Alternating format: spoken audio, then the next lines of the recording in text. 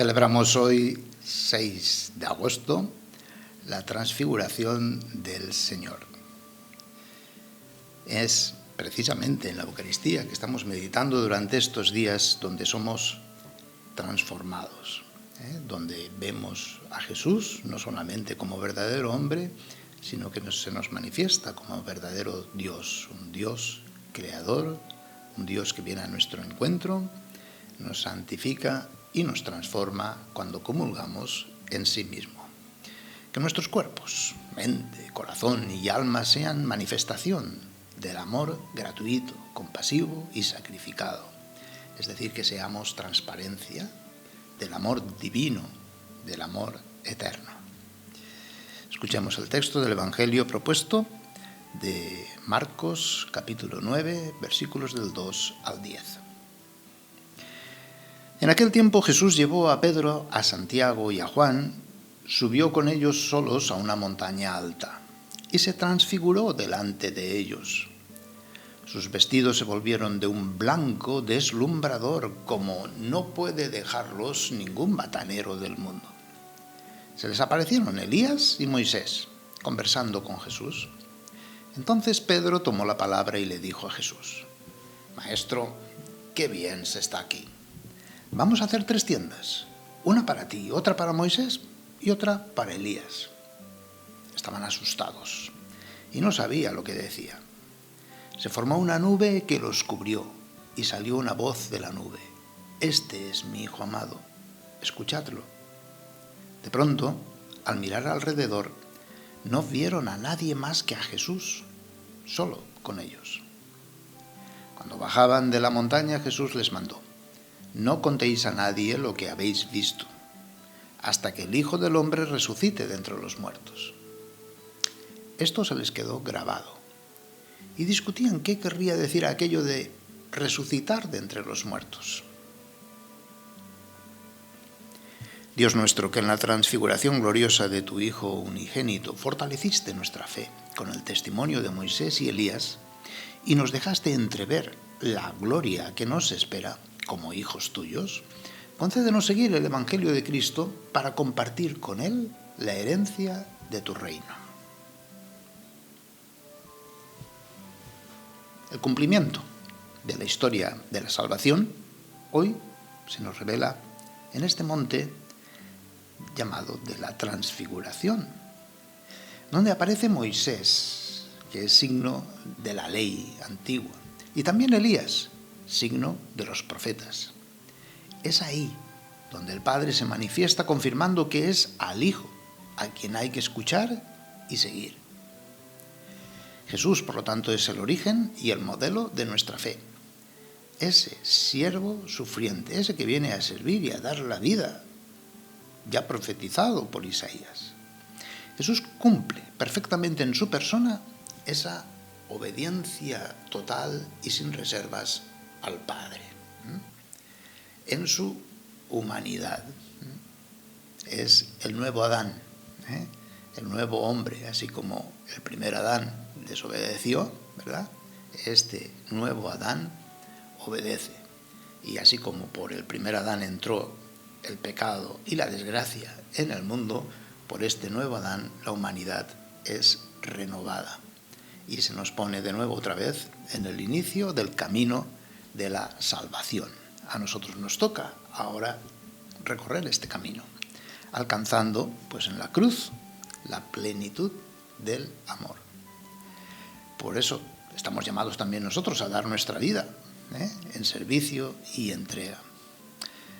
Pero hay que prepararse a afrontar este sufrimiento, porque no es fácil. Es un escándalo la cruz. Pero es el camino que lleva a la resurrección, a la vida, a la salvación.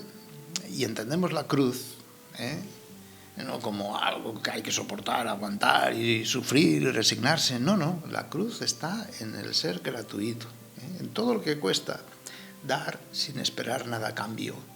Dar y el otro me injuria, me maltrata, me tortura y hasta me mata, pero sin dejar de dar. Esto es la auténtica cruz.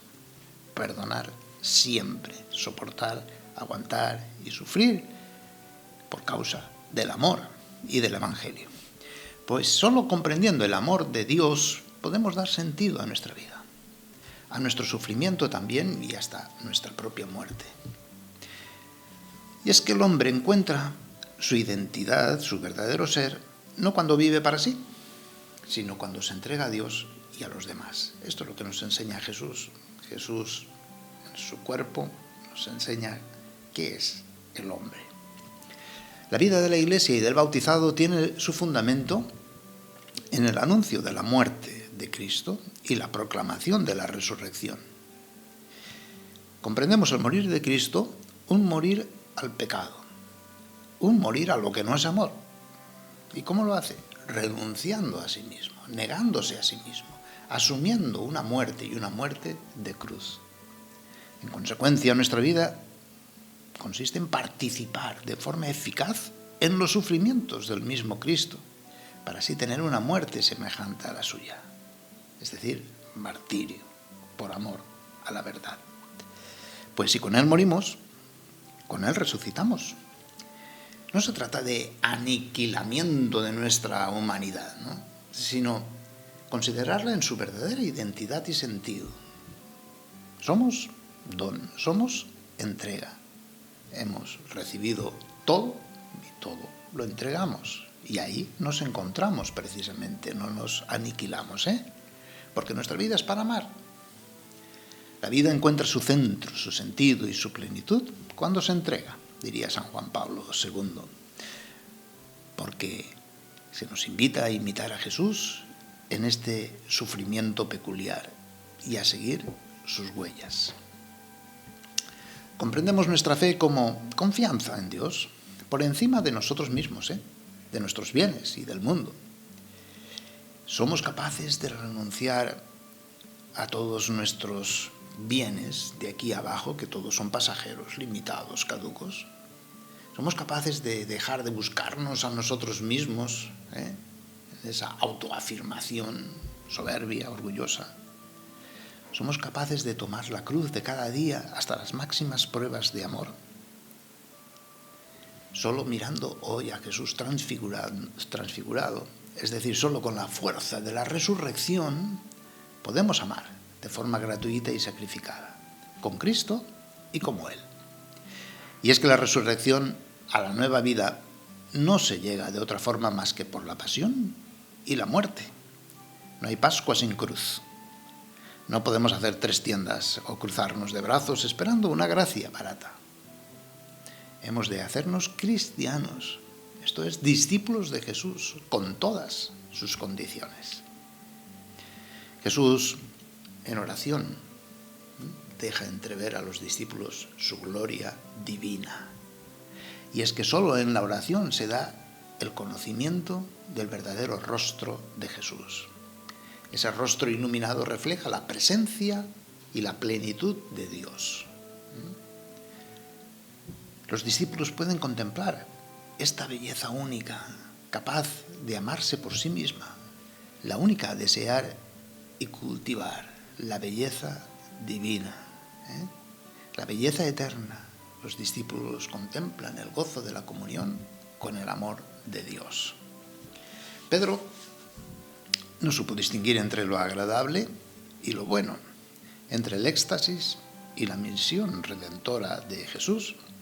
No se trata de consuelos sensibles, sino de un camino que pasa del sufrimiento a la gloria.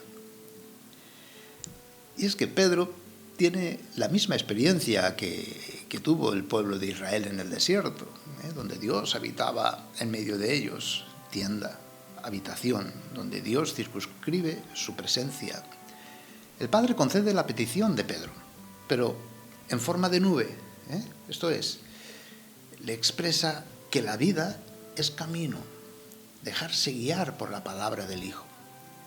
Un camino que los discípulos habrán de recorrer junto a Jesús, y de esa manera Pedro recibirá el mandato de hacer discípulos a todas las gentes, haciéndoles recorrer estos mismos caminos de Jesús para la transfiguración y la glorificación de todo hombre. Quizás lo que no acertaba a entender Pedro era el paso por la pasión y la muerte. Es decir, la tienda, sí, pero se lleva en el hombro, porque la tienda es precisamente la cruz. La transfiguración se convirtió entonces y ahora como luz para el camino de todo discípulo, más aún, como sacramento de la segunda regeneración, participación ya aquí y ahora de nuestra propia resurrección. Desde ahora nosotros participamos de esa fuerza de la resurrección, del Espíritu Santo, que es prefigurado por esta nube que actúa en los sacramentos. Contemplemos hoy a Jesús en este día de fiesta como hombre verdadero y Dios verdadero.